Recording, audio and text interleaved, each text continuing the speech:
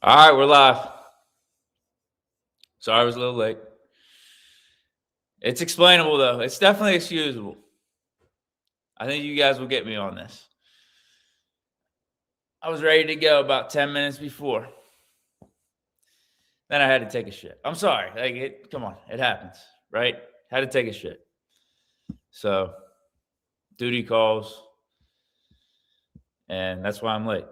I mean, it is what it is. Happens sometimes whenever I'm about to go out, meet with friends, got plans. It's like before you leave the house, I think it's better to get that out of the system, be a little bit late than not. So that's what happened for today's stream. Only 5 minutes late, not too bad. I think it's better for me if I know I'm going to be like a little bit late. It's better for me to just leave the original time up and be a few minutes late as opposed to changing the time to like 11:15 or 11:30 and delay it. So those are my tendencies. Am I still hungover? A little bit. And as you guys can tell, I'm out of town right now. I'm chilling over friend's place. I don't know how long I'm going to be here. I definitely got to be back in Pittsburgh for the game on Sunday. I might just stay out of town throughout Friday night, potentially be back Saturday. Not that it really means anything to you guys. I don't know if you guys really need this information, but yes, I'm out of town. That's why the backdrop's a little bit different. I think it's a dope little backdrop though. Up on like the balcony of my friend's place. You got the high windows there, the high ceiling. So am I hungover? No, I'm not actually. We had a good time for New Year's. Some gym gimlets, some high noons. What else? Some tequila. But I'm not hungover actually. Had a good breakfast though. I think that's what happened. It hit me pretty quickly. Had the breakfast around 11, egg bacon sandwich, some avocado, toast, fruit, bacon. Yeah, and then it went right through me, man. It really hit my stomach. And again, that's why I'm late for this stream. So yeah, how you guys doing on Friday? How's the chat doing? Did you guys enjoy those college football games last night? And we'll talk a little bit about that with the quarterbacks. Maybe even one of the coaches might have some relevancy to the Steelers too that we could get into. Play a little hypothetical game. TJ is playing. Do we know that for sure? Because that's actually, I'm glad you brought that up. That's what we're going to start the show off with, the injury reports for both the Ravens and the Steelers. Because I'm seeing TJ is limited. Both practices on Wednesday and Thursday. And Tomlin made the comment. Like, Tomlin spoke out of both sides of his mouth when referring to TJ's playing status, because on Sunday, he said that TJ's going to have to – I think it was on Sunday, right? It was the day of the game. He said TJ would have to be a full participant in all the practices for the following week to actually play. But then in his Tuesday press conference, he was like, yeah, we're just going to see what his availability is, and there's potential that he could even be limited in game, or maybe he's utilized in a limited capacity. So I don't know. Comb your hair. I kind of like the messy vibe. I don't know. Kind of my style. I need a haircut bad, bro. Real bad. I got to trim off these sides. It's getting too like poofy out on the sides. Yeah, this was an amazing breakfast. I don't think I've had a breakfast or even a meal like that in a little bit. Like that actually filled me up a little bit too much. I had eggs too. Like on top of the breakfast sandwich, it was eggs and bacon and cheese, English muffin. I had 2 over medium egg. I don't even know how you describe how they're made. I had 2 eggs and the avocado and separate bacon with the fruit. Had some coffee. So limited snaps for TJ. Okay. What's your New Year's resolution? All right. I like some of these convos. I like some of these chats. We'll get to the Steelers. Trust me, we'll get to the Steelers here. New Year's resolution. I don't know. Maybe living up to my potential. what that means, I don't know if I got a definitive thing for that right now, to at least to share with you guys. But I got some ideas what that means, living up to my potential. Yeah. How about you guys? Just working hard. I don't know. Yeah, I don't know if I have anything definitive. Yeah, give me some of your New Year's resolutions. Deke's potential is wide receiver 3. Maybe if I played football coming up, I could see that. Yeah, I am on a healthy wave. I am on a healthy kick. So that's a given. That's gonna keep going. I've been feeling really good, really enjoying that. But yeah, I had some fun for New Year's, man. Had some. You gotta have the balance. You gotta have those times with friends. Okay, let's get to some of the Steelers stuff. So the injury reports for both the Steelers and the Ravens. Lamar Jackson, we'll start with the Ravens. We'll start with the ops. He is 100% playing. He said in one of his conferences with the media, he's 100% playing. And then you could see here that he was a full participant in practice both Wednesday and Thursday with the back injury. Hopkins, who isn't too much of a threat in the Ravens offense, had some rest on Wednesday, limited Thursday. Rashad Bateman with an illness DNP both Wednesday, Thursday. I would guess he's going to go. Usually whenever you're popping up with an illness, even if you're not practicing, you're going to end up playing on Sunday. The main one to note is the Kyle Van Noy one with the quad, the DNP, because, Roquan Smith is playing. He's even with him being limited in practice. Patrick Ricard, limited, then full. Everyone else on this, I think, is going to be good to go. But the Van Noy one, DNP with the quad, not saying he's like their best player on defense or anything, but we know who Kyle Van Noy is, and, that could have some impact. That could change a little bit of the trajectory of this game. He's over the hill. He's not what he used to be, but, yeah, that's, I think, the main injury of note with the Ravens, because Lamar Jackson, he's going to be good to go. That was the main one. And then with the Steelers, James Pierre, I guess he's trending on playing, even with the DNP on Thursday. I was just talking about the illness status with Rashad Bateman. Usually with the illness, whenever Sunday comes around, dudes are going to be good to go. They're going to be good to play. Pierre had the limited practice from the calf, but then DNP Thursday with the illness.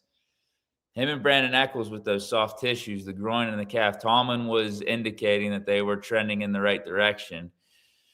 So I think they're going to end up playing.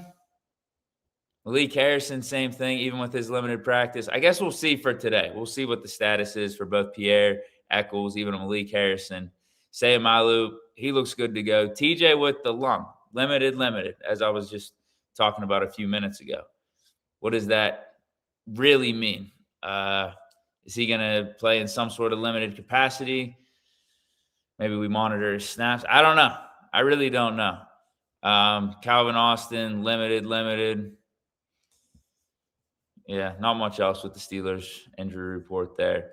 But the main thing I wanted to bring up in regards to this injury stuff is Lamar Jackson, because there are some people out there actually bringing up the conversation and giving serious takes about who would you rather go up against if you were the Steelers as the Ravens quarterback, Lamar Jackson or Tyler Huntley.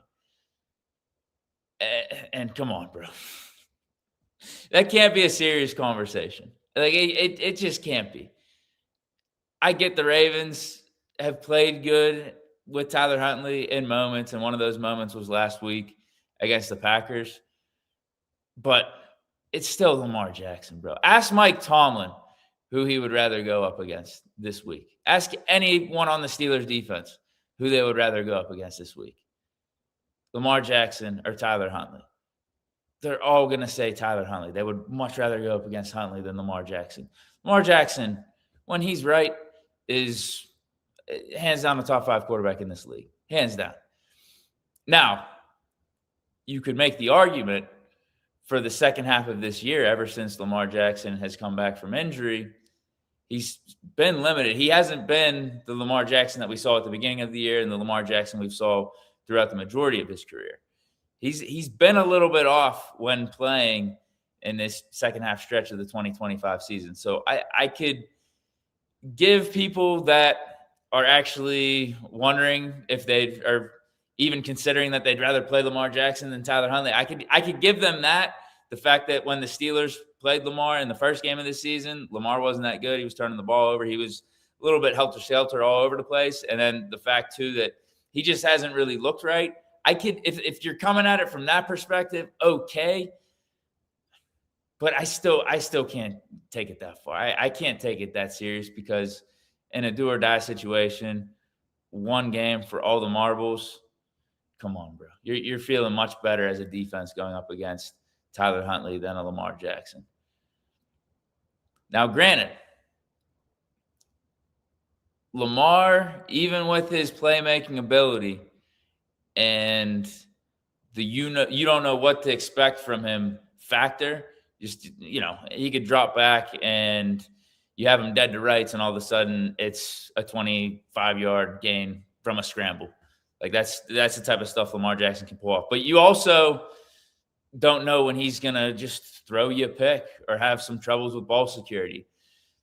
But I think that's the uncertainty that defenses, it keeps you on your toes one way or another. And I think from a defensive standpoint, you like a little bit more certainty. You know what Tyler Huntley is. You know the limitations of his game. You can pretty much predict the script that the Ravens are going to play with Tyler Huntley as an offense. So, I can't go that far. From my perspective, I cannot say that it would be better for the Steelers to be going up against Tyler Huntley than Lamar Jackson in this matchup. I think it's kind of an asinine comment from my standpoint. Yeah, Brooke says, I'd rather play the dude named Stu. Hands down. Hands down. Now, here's the thing. Yeah, Lamar's full. You're saying, I'm assuming Jackson still isn't 100%, but he's full practice both of these days, Wednesday and Thursday.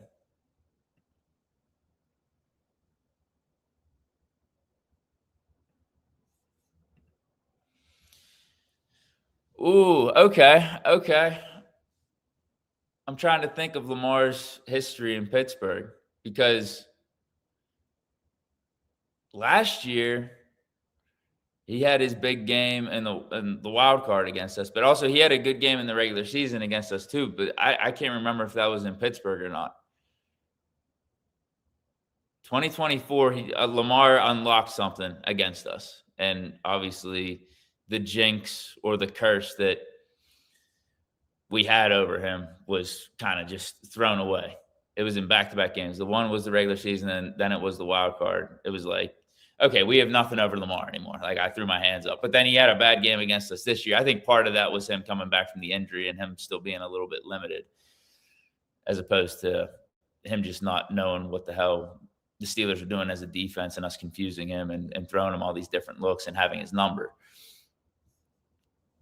But I'm just trying to think. Yeah, him at Heinz Field. I know his history is not that great, but did he have a good game against us last year? I can't remember off the top of my head. I know, obviously, again, the wild card, but that was in Baltimore. But EBX 2006 says Lamar can't beat Steelers in Pittsburgh, save his life. He's beyond broke up right now. I'd rather face a hurt player that sucks this season versus a fully healthy player. I just can't go there. It's still Lamar Jackson. I cannot go there with that. I'm sorry. Just what Lamar Jackson brings to the table on a play-in and play-out basis. I wouldn't be wanting to deal with that. It's just like any play, the game can be broken open with Lamar. You don't get that with Tyler Huntley. I think if you ask any player on the Steelers defense, you ask Mike Tomlin, Terrell Austin, they're picking Tyler Huntley 10 times out of 10. Easily. What's the weather forecast for Sunday? I don't know. That's a great question. I don't know. Cold. It's definitely going to be cold. I don't think it's getting warm anytime soon. Pittsburgh for probably at least another week or so. We beat them last year at home. Okay, they beat us. That's what it was, 100%. I don't remember. What was that game? Hold on, let me think. Because we lost to them on the road late in the season. That's when we had the Chiefs, the Eagles, and the Ravens, and the Bengals like 4 weeks in a row, and we lost to the Ravens. Yep. Was that the game where Russ fumbled as he was scrambling, trying to make his way down to the goal line? Russ threw the pick at the end of the game. Yeah, Lamar, I think, look, from what I remember, he had a decent game. He threw a late pick to Minka, though. Outside of that, he actually played pretty good against us. But the game Pittsburgh, yeah. I remember the Pittsburgh game. You're right. He didn't play that good. We won 18-16. We had his number for the majority of that game. I think they scored a drive late to close it to within 2 points. We stopped them on the 2-point conversion or something. Okay, good point. Maybe Lamar doesn't have a single good game against the Steelers in Pittsburgh. That comment might have been on to something there. I'd still rather play Tyler Huntley all day, every day than a Lamar Jackson. I'm sorry. I'm sorry. I don't even think it's close. Like, Tyler Huntley's not that good. It works. He's a good backup. Like, he can win you games, but it's Lamar Jackson.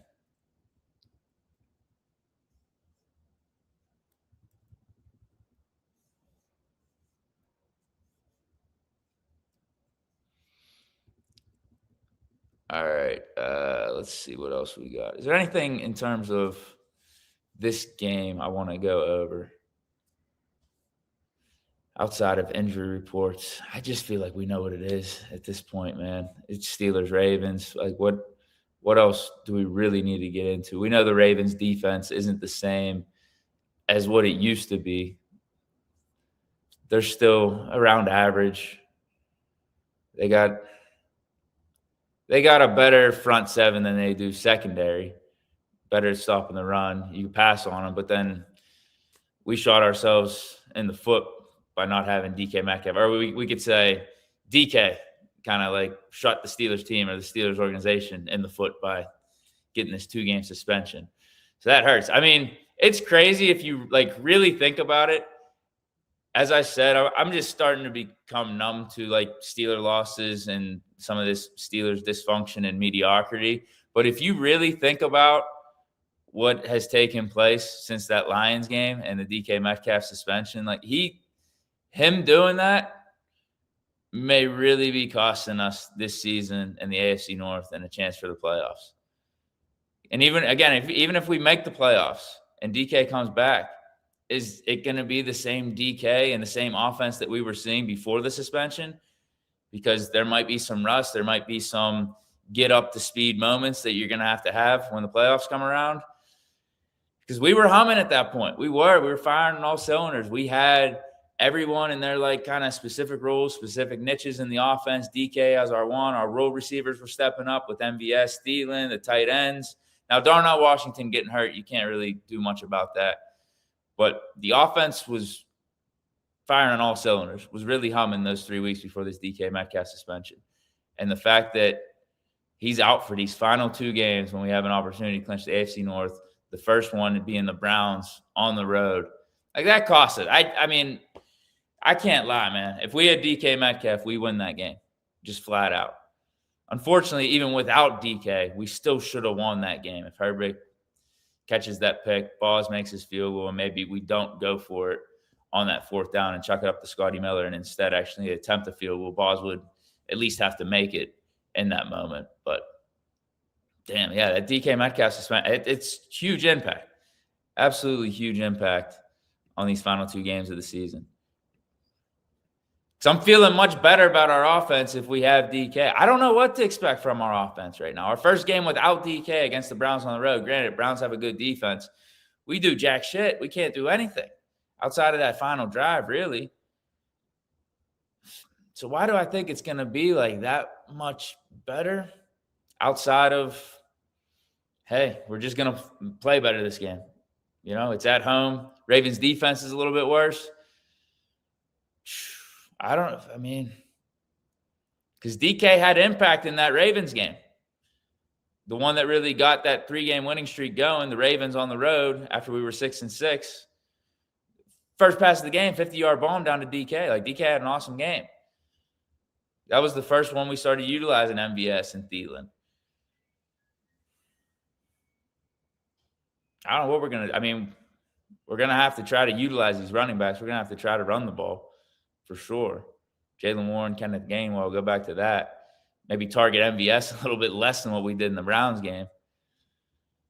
I know I complain sometimes about the checkdowns to Gainwell, but I'd rather have that than as much time as we've targeted MVS and both Rodgers and MVS not being on the same page, because at least you know Gainwell's going to catch the ball and he's got a chance to make a dude miss. I just don't like it when it's behind the line of scrimmage as much as it was in that Cleveland game, because the times we did target Gainwell, it was like those plays were dead to rights. Like there was nothing really going at all. It was way too easy for the Browns defense to sniff that out and make a play. I mean, our defense, this should be the best it's been in terms of health-wise. We should have our top 4 corners if Pierre and Samuel are ready to go. And then you got JPJ. Or not Samuel, I'm sorry, Pierre and Eccles. And then you got Samuel and JPJ, Ramsey and Duggar as our safeties, Patrick Queen, Peyton Wilson. They're going to be good to go. D-line, Harmon, Cam Hayward, Keanu Benton, usual suspects there. And TJ, might be limited. I don't know what to really expect from him. We'll just treat his availability, I think, as house money at this point. Crazy. I mean, going back to just like self-inflicted stuff and friendly fires with this team, the DK suspension and then the TJ shit that happened via our own staff. Insane. But it's not like – I feel like it's not like we needed TJ these last however many weeks, because we won without him. We were 2-0 without him. And then in the Cleveland game, having TJ or not, that game wasn't down to TJ missing it. Our defense played just fine. It was more about Herbig just catch that pick that Shedeur just threw to you, and our offense actually doing something and instead of laying an egg. That was less about not having TJ. So, I don't know. I don't think TJ's like the make or break type of thing for this one, like having him or not having him, if he's going to be limited or not, just because of how Herbig and Highsmith have been playing, and even Jack Sawyer, how they've been playing. And if you look back on that Ravens game, there were some moments. I think TJ did have a good game. He did make some plays in that Ravens game, but there were other times where he just looked slow. And if you're going up against Lamar Jackson, Highsmith and Herbig, I feel like they have more speed than a TJ these days in terms of trying to like contain Lamar Jackson, have a QB spy. Also, we were talking about Malik Harrison. He's going to be out there doing some of that rover rule, helping us out in the run game. So like TJ Watt in this matchup, it's better to have him than not. I don't think that's the end of the world either. I think we match up actually pretty decent against this Ravens offense with our cornerbacks and secondary playing the way that it has. It's just going to come down to Lamar Jackson. I think it comes down to the quarterbacks, actually. Is Aaron Rodgers going to be able to elevate our offense and do vintage Aaron Rodgers type of stuff in this game, do or die situation? And then same thing with Lamar Jackson. Because I think our defense matches up well against all of Lamar's surroundings, except for Derrick Henry, I guess. I mean, what do we do in the run game? What do we do run stopping? We did pretty well against them first time around. That's obviously going to be the number one factor. That's the number one key, and that has been for most of the season. Just stop the run. Try to make them as one-dimensional as possible. But we know with the Lamar Jackson effect, he can pull it at any time, and he can do some of the read options, the misdirections and stuff that keeps us on our toes for even some design run plays. But with him coming back from this injury, Lamar hasn't looked like the Lamar Jackson of old. He hasn't been as spry and mobile. He's still mobile. Don't get me wrong. I mean, he's still like a top 5% mobile quarterback in the league, even if he is limited. But you could tell he has been as eager to pull the ball and run and risk taking some of these hits, especially in the first half of our first matchup. He wasn't doing that, and he started to in the second half, and that's when the Ravens offense started to hum a little bit more. But him and this injury, this back injury, you're not getting the same complete dynamic Lamar Jackson. So try to force him to beat you with his arm, and maybe he'll be all over the place like he was not only in the first matchup, but also in all these games that he's kind of been struggling since coming back from injury. So we'll see, man. We'll see. Steelers, Ravens, all the marbles. You know what it is. Probably going to come down to the wire, coin flip type of game. I think being at home should help. I hope the home crowd doesn't give the Steelers a disadvantage by booing too much or chanting "Fire Tomlin" too much. But if we get to that point, it's probably warranted. We're down double digits in the second half, and we look awful. I don't think we're going to be yelling "Fire Tomlin" if it's a one-score game, or booing Renegade if it's a one-score game. The crowd should be pretty electric in this one. All right, I keep seeing TJ 100% playing. TJ will have fresh legs. Are we concerned about the limited status on the practice report, though?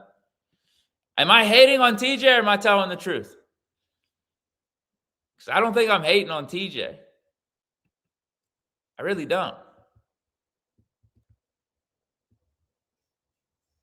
Okay, this is a hot take. JV Free says Lamar is done. He will be a Tyrod-type backup. Come on, bro. Come on, bro. I'm not going to lie. You know how we were talking about Joe Burrow potentially being traded from the Bengals, and he wants out of Cincinnati? You know, some of these reports coming up over this week about Lamar not wanting to be a Raven anymore, and he was asked about it, and he denied it. He's like, of course I want to be back. I mean, once I saw that, I was like, oh, is Lamar Jackson on the market? I would trade for Lamar Jackson in a heartbeat if he was available. Like, that just goes to show how I view him as a quarterback and how I view how he's going to age for the next, 3, 4, 5 years. I think he's still going to be one of the top quarterbacks in the league. This year was just a little off for him because he's really developed as a passer. That was one of the knocks on him early on in his career. We knew that he's a playmaker, dynamic, specifically in the run game. And some of that opens up his ability to throw the ball through the air. But in terms of like precision passing, accuracy, if you got to win via the pocket, can you do that? If we're able to shut down the Ravens run game and contain Lamar Jackson in the pocket, can you beat teams with your arm? And he's been able to develop that at a pretty high clip over the last 2 or 3 years. And he's playing better in the playoffs too. That was another knock against him, that he's not a good playoff quarterback. He's played better in the playoffs. Like last year, them losing wasn't completely on him. I know he had the turnovers early in the game. I think there was a fumble, maybe a pick or something. But it was more about the Mark Andrews drops when push came to shove in the fourth quarter, because Lamar was clutch in that Bills game.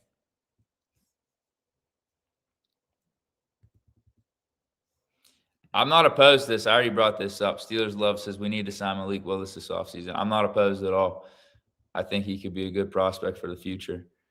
I like what he's been doing in Green Bay. I think he's really developed well there, where the talent is meeting his talent is meeting kind of just like the whole like LaFleur scheme and how to play quarterback at like just a really top level and operate at a high level, at least whenever he's out there. Like he's picking his spots. Like he's not, I think he's not a raw prospect anymore. Like when he came out in the draft, people were like, oh, he's a one read guy coming out of Liberty. He's going to have to develop a fair amount, be under a good quarterback coach, all this stuff. And it's like, every time I see him out there, I think there's a reason why Packers people are talking about potentially moving off of Jordan Love and keeping Malik Willis. Like that's how good Malik Willis does in these starts, in these moments whenever he has to play for the Packers. Yeah, like the talent's there, and I think just the overall quarterback play is there now with Malik Willis in a Green Bay uniform. The question is, if he came here, would we be able to pick up where he is leaving off in Green Bay and take that up to another level, or at least keep it at the same level, as opposed to screwing Malik Willis over with our coaching staff? I don't think so. I think Arthur Smith's actually pretty good. I do. I think Malik Willis and Arthur Smith would work well together. See, this is the question, though. For Malik Willis, you're saying I don't think we'd have to break the bank to get him either. I think he's going to go for a decent amount.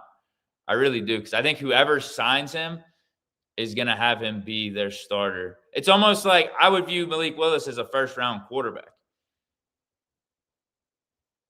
You are signing him and you're planning your future around him. You think he could be your franchise guy. But you're even getting him in a better spot coming off of the Green Bay stint than where you would be getting him in the draft. Like, he's ready to go. Talented and has the experience under LaFleur, waited in the wings a little bit under Jordan Love, learned from him. And he's still, it's not like he's, what is he? He's probably like 25, 26.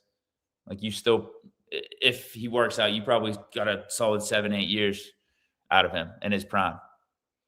Now, obviously, the thing is he has to do it consistently and prove that he could be a franchise quarterback over the course of a whole season and everything. But those are question marks for every young quarterback or any unproven quarterback, any dude that you're going to be drafting anyway. So I honestly think, I don't know what break the bank means to you. I think he would go for dude, if Fields I think he would be a higher prospect than Fields this offseason for teams that are looking for a franchise guy. Fields got what with the Jets? Did he get 20 per year? Was it 15 or 20? Someone in the chat react to that real quick. Let me know the answer. It was either 15 or 20 per year. I know his guarantees was less than that. I think it was 2 years for 40, wasn't it? 30 guaranteed. I think that's what Fields got. And I think Malik Willis would go for more than that. I think Malik Willis, I think he would get a little bit, maybe 25. I think he'd get 25 per year. It wouldn't be a 3 or 4 year deal, though. It would be like a 2-year deal, maybe $50 million, 35 guaranteed. That would be my guess. You guys are saying 20. Was it 20 per year?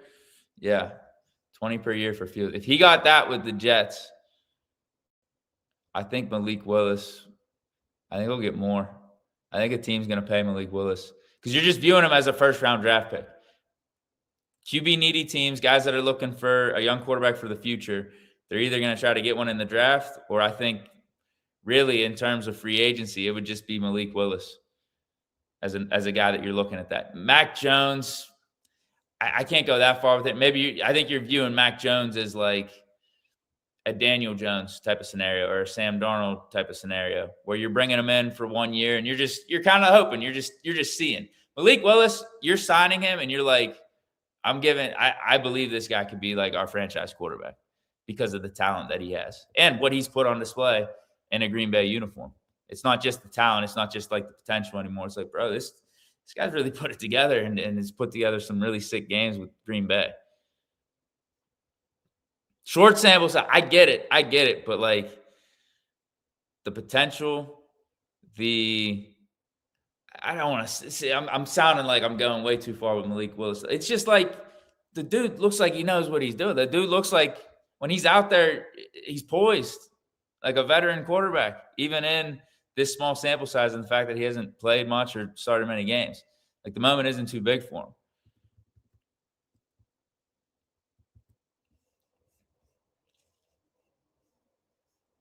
But I think that is an option. I think Malik Willis is an option.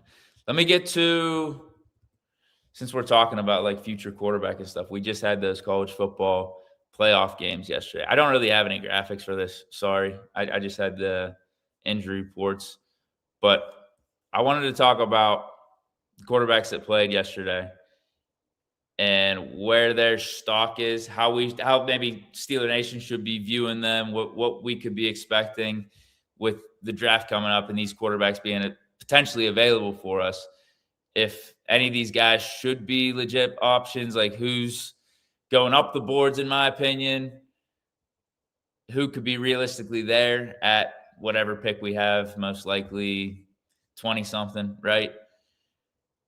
Versus, again, it goes hand in hand with the Malik Willis conversation. It's like, all right, should we be considering these guys in the draft versus signing Malik Willis, a Mac Jones? Obviously, bringing back Rodgers is going to be, if we bring back Rodgers, I think a lot of this changes.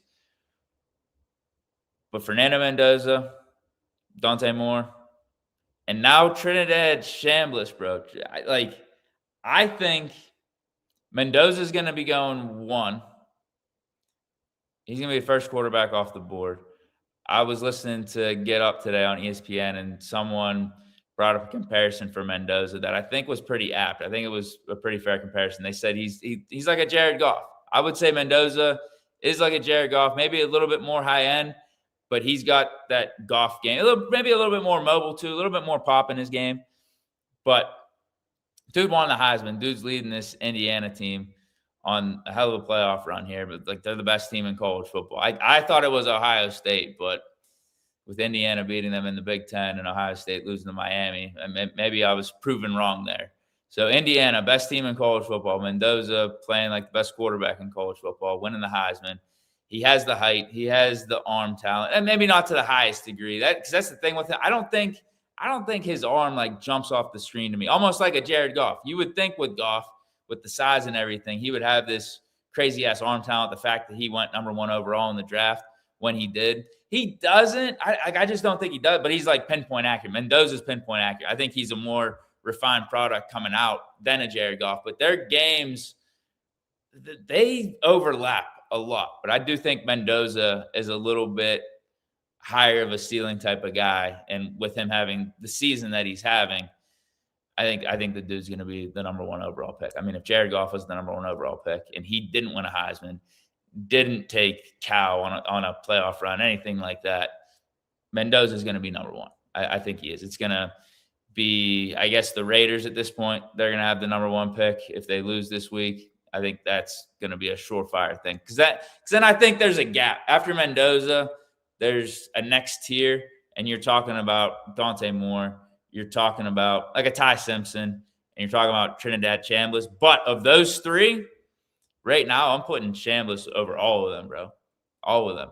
Now, the question with him, and I was, again, listening to Get Up today, they were talking about his status with the draft and everything, is he's looking for a waiver because his journey, his college career, a little bit weird where he went to some, I guess, really small school early on, and then he transferred to Ole Miss, and he's technically a senior, but there's some type of waiver he's trying to get for another year of eligibility to go back to Ole Miss. But if they don't grant that waiver, because that's still up in the air, he doesn't know what the hell is going on with it.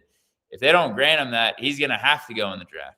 But the timing may just be perfect for him if he can continue what he's doing in the college football playoff for these next couple of weeks, because he will be solidly in the first round. I think he would be the second quarterback taken. I mean, maybe, just maybe, if he takes Ole Miss on a run and Ole Miss is facing off against Indiana in the championship and he outduels Mendoza, he could be the number 1 pick. He can be. I'm not saying he came out of nowhere, because he had a pretty good season with Ole Miss. Really good season. But, there's more eyes whenever you're in the college football playoff. There's more of the primetime effect and people just starting to really like realize what you're about and how you're playing. I don't think like Chambliss, I think he would have been considered like, even before coming in this game, like a top 5 or 6 guy in this quarterback class if he came out. But now I think he's going up the boards, because I look at his game versus like a Dante Moore. Dante Moore, he's smooth with it. I think he's got better surroundings in Oregon. I think that team's a little bit more stacked. And I think the system helps him a little bit with that, the read option stuff. Guys are a little bit more wide open. And he's good. Like, you could tell the arm talent's there and everything. But part of me thinks he makes tight – don't get me wrong. He makes tight window. You see pro aspects to his game, like pro type of throws, tight window throws, playmaking from a Dante Moore. Chambliss, like, against Georgia yesterday, like, he was the guy for Ole Miss, right? Like, he elevated, he put the team on his back, bro. And then in terms of tight window, pro type of throws, those were all on display from Chambliss yesterday. So I really like his game. I mean, mobile, and I was looking at his size. Whenever I was watching on TV, I thought to myself, is this dude too short? He's kind of got a little bit more like stocky build, isn't like 6'4", 6'5". But he doesn't look like Russell Wilson type of small to me, or Kyler Murray. So I looked up his height. They say he's like 6'1", and I think 6'1", that's at least the barrier you got to be I don't want to say considered like a top pick for the draft, but like, I don't know. I don't, small quarterbacks, they don't work out too well in the pros. Like Drew Brees is an outlier, and I think Drew Brees and like how Russell Wilson played early in his career, they started to make a way for guys like Kyler Murray and Tua, but I think there's just limitations to smaller quarterbacks. There just are. Once your speed, once your athleticism starts to go, you fall off a cliff. Like if you don't have the pocket type of passing like Drew Brees had, yeah, your game just doesn't advance. It goes the opposite. It starts to go down a hill a little bit. And we're seeing that with Tua. We saw that with Russ later in his career whenever he went to Denver and you had to try to tailor an offense around him and make him the guy. It just, I don't know. But anyway, I think Trinidad Chambliss, he passes the test for the height. Like he's over that barrier. Bryce Young, another like small quarterback. It's just, it just doesn't work. You want tall quarterbacks. You want guys that can see over the line. You want guys that can make every throw, and you're not limited as an offense. So with Trinidad Chambliss, I don't think that's something you got to worry about with him. 6'1", I think that's more than enough. Like Rodgers ain't even that tall. You see Rodgers in these picks that the Steelers post, like him next to Big Ben or him next to some of these like other quarterbacks. He's like 6'2". He might even be under 6'2". Patrick Mahomes ain't like that tall either. He's like 6'1", 6'2" as well. But I think that's the mark. At least be like 6'1". Chambliss has that, and then obviously the mobility, the playmaking, all that stuff in a high-stakes situation, high-stakes game against Georgia in the playoffs. That was all on display. I'm just like, it's almost like the conversation I had with Will Howard. Will Howard, make every throw, tall, mobile, won a championship with Ohio State, played his best when the games were the high stakes.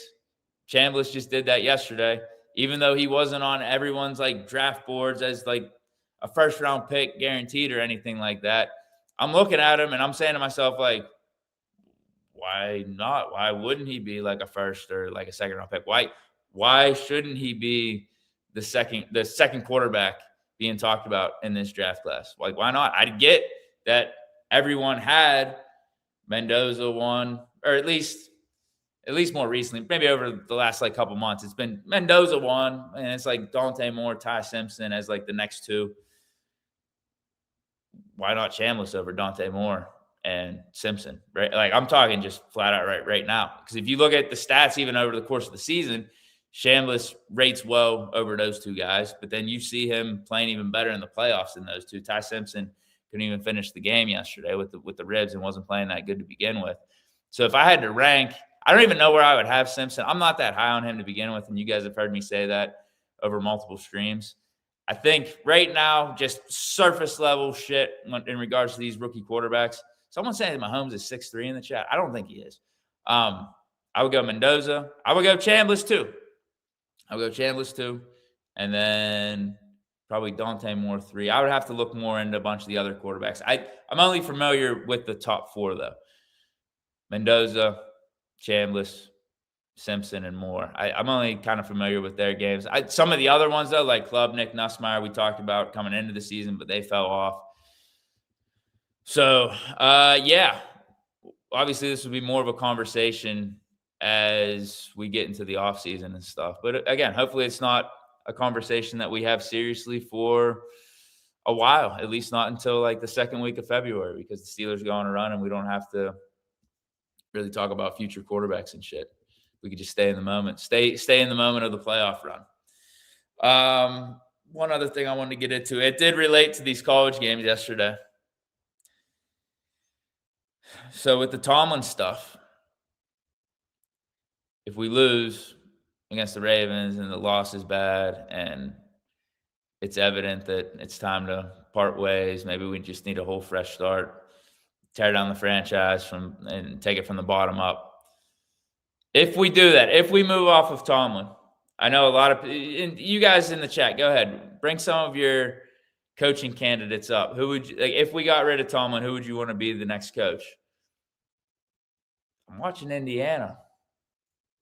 I'm thinking to myself, their head coach is a Pittsburgh guy. This head coach has built up 2 programs in college football in a short period of time. JMU and then Indiana has turned a basketball school into a powerhouse, football powerhouse in the course of freaking, I guess, 2 years. You could say a year and a half, whatever it is. Because Indiana last year wasn't as good as they are this year, but still for them to make the playoffs in his first year as their head coach, insane. They haven't won a bowl game in how long? They showed that graphic. It's insane. It's insane. I'm just like, wait, why not Curt Cignetti? Pittsburgh guy from Pittsburgh. Even did some, I think, coaching as he was going up the ranks in college. Did some coaching for University of Pittsburgh, but has a lot of ties. It was a head coach at Indiana University of Pennsylvania. I know that's not technically Pittsburgh, but it's like an hour outside of the city. Head coach there from Pittsburgh, did some coaching at Pitt. I think he went to high school at like West Virginia, or like played football at West Virginia too. So that's around the area as well. Not Pittsburgh, but Morgantown, West Virginia. That's like an hour, a little bit over an hour outside of the city. So like that Western Pennsylvania type of area. Like he has a lot of roots, bro. I mean, if let me put it to you this way: if Cignetti ends up winning a championship with Indiana, it's like you already did everything you need to do from a college standpoint, unless you're just trying to go Nick Saban route and build a dynasty with Indiana and try to win multiple championships. If you want to go that route, okay, if that's your goal. But you win a championship at Indiana, what could be the next challenge? Head coach of your hometown team, the Pittsburgh Steelers. The fact that he's able to turn these programs around and really build a culture like that, he's got to be doing something right. I think he would be my first call if we move off of Tomlin. He would be my first call. I would need to make sure he says no before I consider anyone else. I don't know about you guys, but I think that would be my number one pick for Steelers head coach if we move off of Tomlin. And then after that, I don't know if we could talk about a multitude of names, but I think part of it is if we're moving off of Tomlin, it's just you're just looking to try something different. It's not necessarily about what coach you bring in, and we could talk about preferences and how we would have that hierarchy of rankings of coaches that are available. But I think moving off of Tomlin is more about just the fresh start, new direction. 19 years with Tomlin, it's been stale. We know what it is. It's time to try something else because what we're doing isn't working. And if you know it's not working and you're just going to keep trying to do the same thing, that's the definition of insanity. And we're trying to get out of that cycle. We're trying to get out of that rut. But I think Cignetti would be the number one guy on my list. I didn't even consider him up to this point. Watching the college football playoffs, though, and I'm seeing him give the interview after the game, sounding like a Yinzer up there. I'm like, I mean, he's got this Indiana team in the Final Four of this playoffs. Completely turned around as soon as he got there. They're the number one team in college football. It's like he's from Pittsburgh. If they win the chip, why not bring him in? I'm sure he'd be able to set a culture, set a standard here pretty quickly. And whatever he's doing in college is working. I think that would translate to the pros. I think it would. What do you guys think, though? Brian Flores, that wouldn't be a bad call. I think as long as he got a really good offensive coordinator in here with him, I think that would work. I do. Brian Flores wouldn't be a bad call. We missed the window of the big hitters last year, Vrabel and Ben Johnson. Hell, you could even bring up Liam Cohen, even though he wasn't really on my radar. Him going to the Jaguars was out of nowhere. I wasn't really necessarily expecting that or even knew who Liam Cohen was. But that would have been like those three names. If we moved off of Tom at the end of last year, those three names are guys you would have legitimately considered, right? So everyone that was saying at the end of last year, if you get rid of Tomlin, who are you going to replace him with? What are you going to do? If we would have went with Ben Johnson, Vrabel, or like a Liam Cohen, that would have worked out as well, like maybe even better than what we're doing this season. So again, I think as a Steelers franchise, we got to stop living in our fears and being captured by, we only have 3 head coaches. We love continuity. We love just, doing the same thing. Maybe not necessarily doing the same thing over and over again, but just having that continuity in the building and having that same coach and living off of that brand that people from the outside know the Steelers to be of consistent, professional. We're not ones that make knee-jerk reactions, anything. We're not like the rest of the league. Like, we got to stop living in that brand or just being consumed in that brand identity and being in fear of just doing something else, doing something that may not be as Steeler-like, right? So get out of your comfort zone a little bit. Just because Tomlin's been here for how long and we've had relevancy, all these non-losing seasons, it's like we could do better, man. Like it's fine. We could say that this has run its course. Let's try something else. It may not work, but it could be better. And I think last year was an example of that with the coaching cycle and who's available. Ben Johnson, Mike Vrabel, Liam Cohen. Could have had any one of those three, I feel like. Maybe not Vrabel because of his connection with the Patriots. Now, he does have a connection here in Pittsburgh, too. But I feel like him and the Patriots, that was probably done deal. But a Ben Johnson, a Liam Cohen, yeah. I don't think you're really getting guys that are better than those two candidates in this hiring cycle coming up. Doesn't seem like it. Outside a Cignetti's available, but who else, man? Like who else? Unless you got to go with the retreads, you got to go with the older guys. You guys are bringing up Gruden, like a McCarthy. I like Flores. I do like Flores. But those names aren't as good as the ones that were available last year, it seems like. Eberflus, get the hell out of here, bro. No to Eberflus. Get out of here with that. What are you doing? Stop it. Stop it. Mario Cristobal. No. I think Miami's on a little bit of a lucky run here. Brian Hartline, he just went to USF. You guys are pulling some random-ass coaches out of here. That's what I'm saying. I don't think this coaching cycle has a bunch of names. Flores would be, Marcus Freeman's not going anywhere. I think that would be a name to throw in the mix. If he would, like, along the same lines of Cignetti. Absolutely. Culture builder. Lanning. Okay. Yeah, Oregon's dude. Okay. Yeah, I don't think that would be a bad idea. I wouldn't mind that.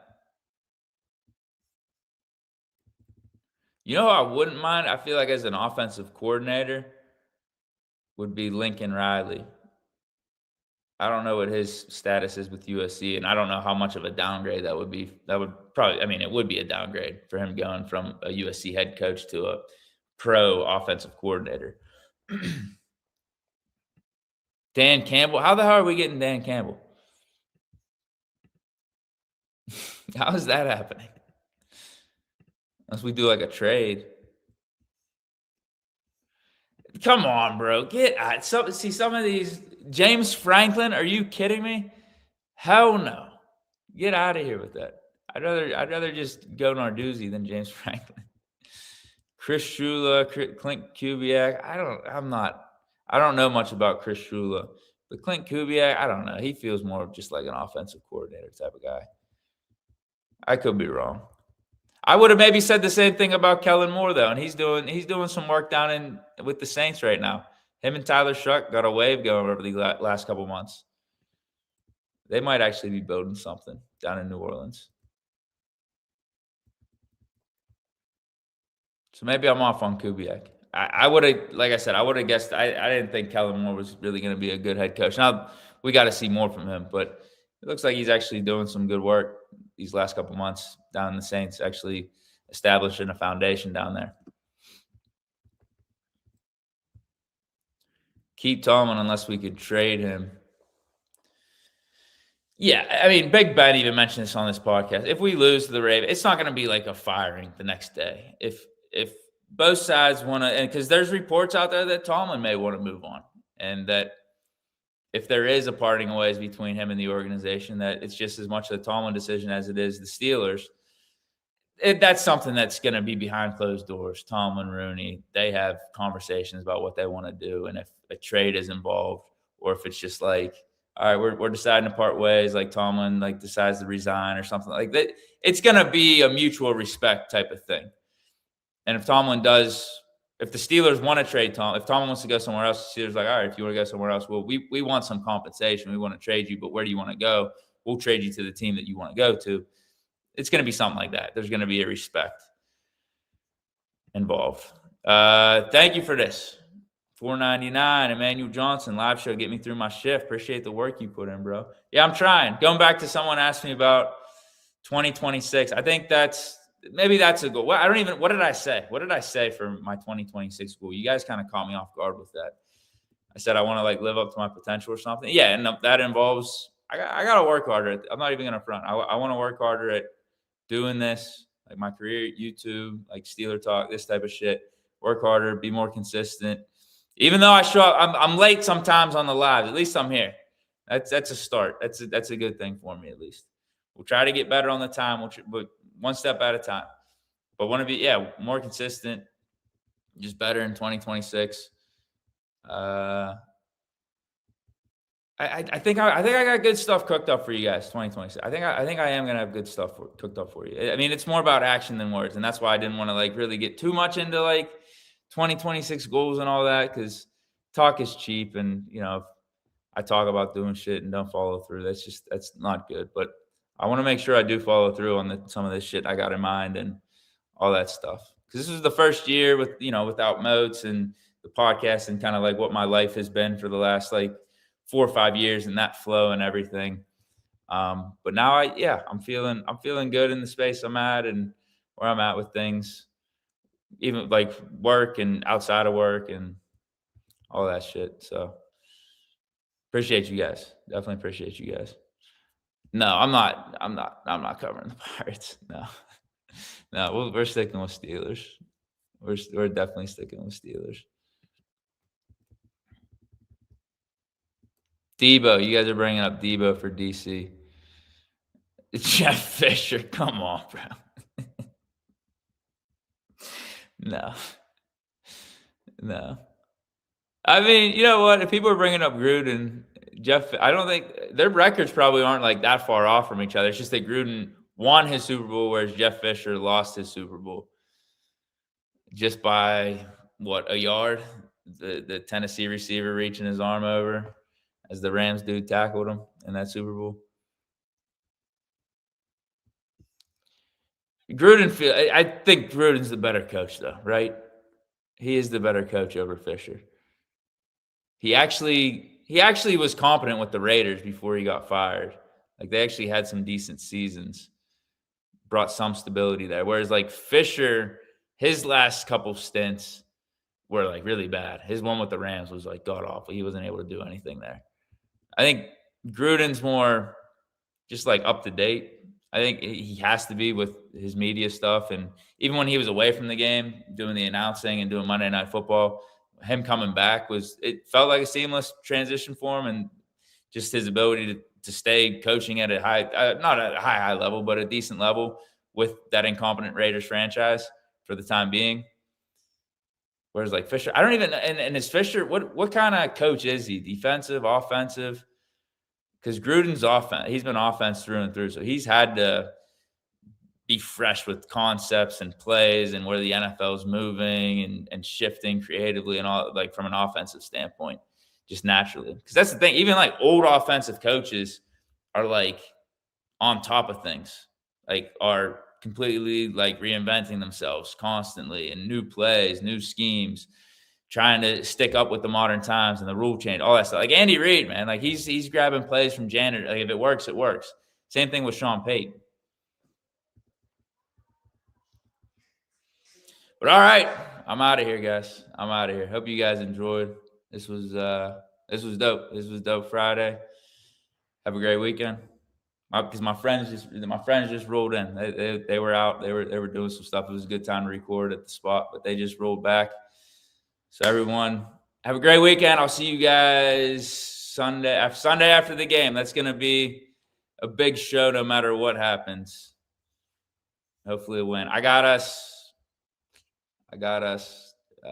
28, 27. Something crazy happens. Last second field goal balls. I don't know, man. It's going to be a good game. It's going to be a one-score game at the end. I think 20. Are we scoring 28 without DK? Actually, let me revise this. We get like 23. It's 23 to 20, 21. That's the score. Steelers win. We're in the playoffs. Stay chilling. Peace.